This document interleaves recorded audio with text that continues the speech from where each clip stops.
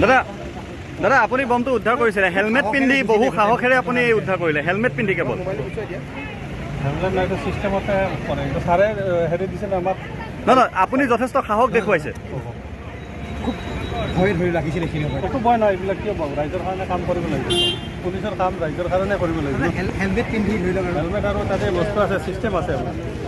মানে বাইক চলোৱা হেলমেটটো এই ধৰণৰ কামত ব্যৱহাৰ কৰিব পাৰি পাৰে পাৰে এইটো তাতে বমৰ জেকেট আছে চিষ্টেম আছে এইবোৰ হেলমেটটো আছিল নেকি তেনেকুৱা